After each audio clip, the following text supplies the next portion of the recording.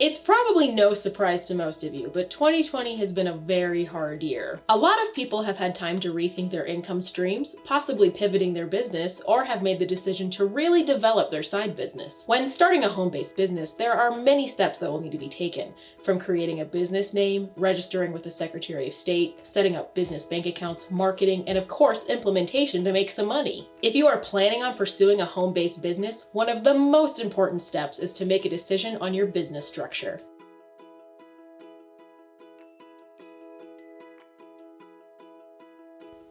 Hi, I'm Sarah. Welcome to Homebase. So, you may be wondering, what is a business structure? This is the legal structure of your business that you will file with your Secretary of State, and it will determine how the IRS imposes taxes on you as an individual owner of the business and on your business itself. Although we will be explaining the key differences between business structures, their advantages and disadvantages, it is very important to consult with your own accountant or lawyer to really understand what business structure would be the most appropriate for your business needs. There are several business structure forms that may be advantageous for small startups, which we will be focusing on for this episode. These include sole proprietorships, limited liability partnerships or LLPs, limited liability companies or LLCs, and small corporations or s-corps. The simplest business structure is sole proprietorship. This business structure uses your name and social security number when you file your business with the Secretary of State. You can retain the use of your personal bank account, but it is still important to document business expenses for tax write-off purposes. You are taxed by the IRS and your state's revenue department for self-employment taxes, which means you pay as both an employer and an employee.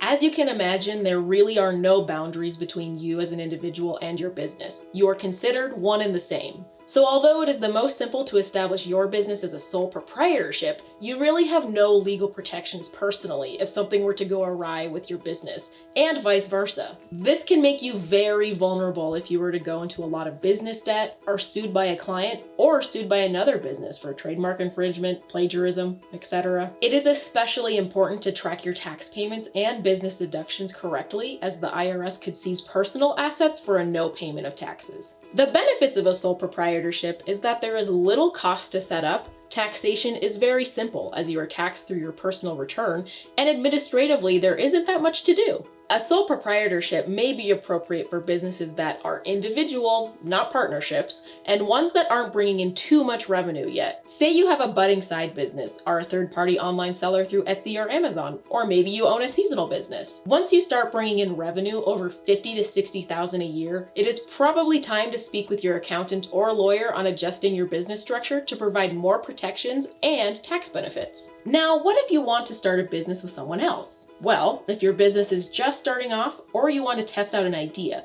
a limited partnership, an LP, or a limited liability partnership, an LLP, may be just what you need. Each structure is a little different, but the main difference is who is held liable in the case of a lawsuit or bankruptcy. In limited partnerships, one person takes on unlimited liability as a general partner, while all other partners have limited liability. Partners with limited liability usually only have a limited role in business dealings. Profits and losses are passed through to personal tax returns, and only the general partner has to pay self-employment taxes. In limited liability partnerships, or LLPs, every owner is protected with limited liability.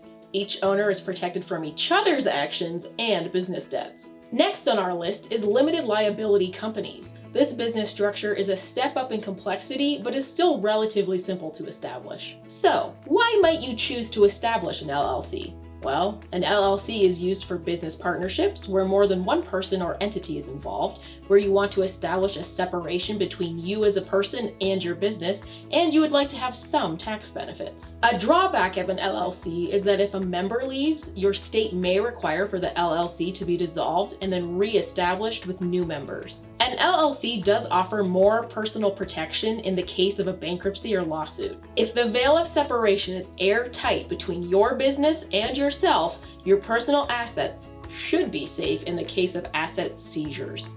So, how do you get paid as part of an LLC? Profits and losses are passed through to members, and members are responsible for paying self-employment taxes.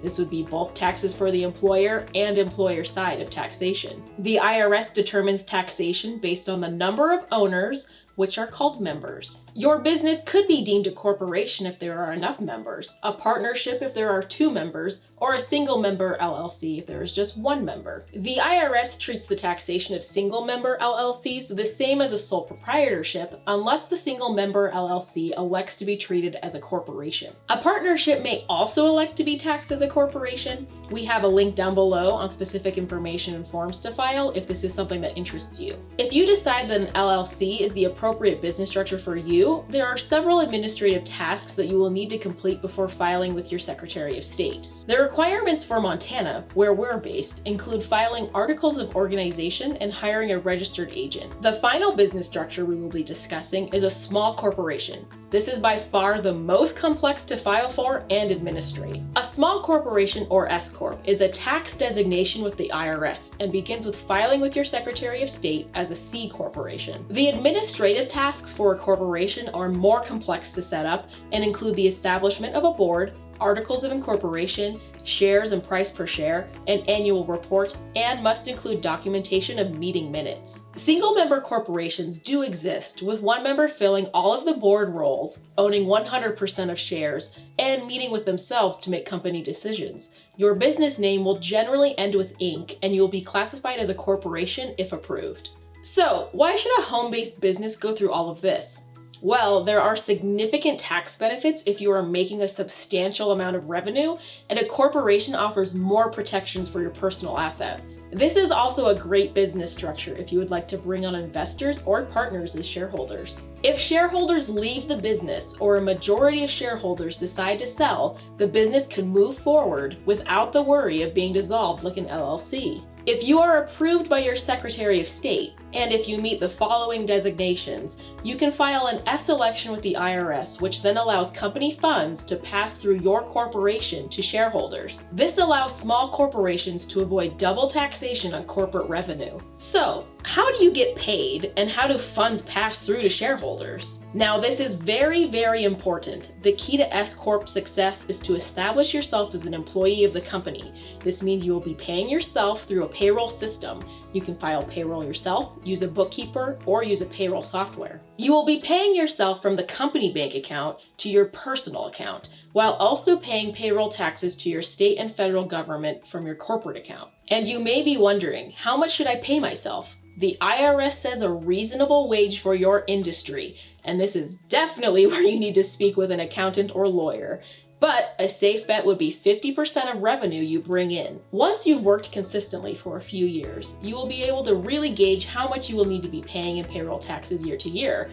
If you do not pay your taxes accordingly, you can expect a nice visit from the IRS to collect. What happens to the remainder of your company revenue?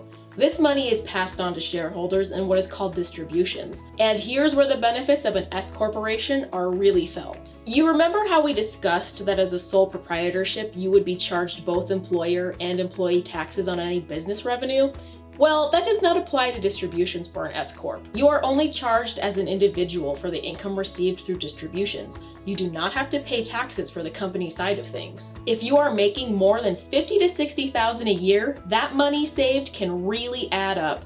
That is why really taking a look at your revenue and future revenue projections will inform you on which business structure is worth your time and money to establish. And remember, every state is different and every industry is different. We are not business law or tax experts, and we really encourage you to visit with your accountant or business lawyer to advise you on the business structure right for you. Are you looking to form a business or already have one established? Do you love your business structure?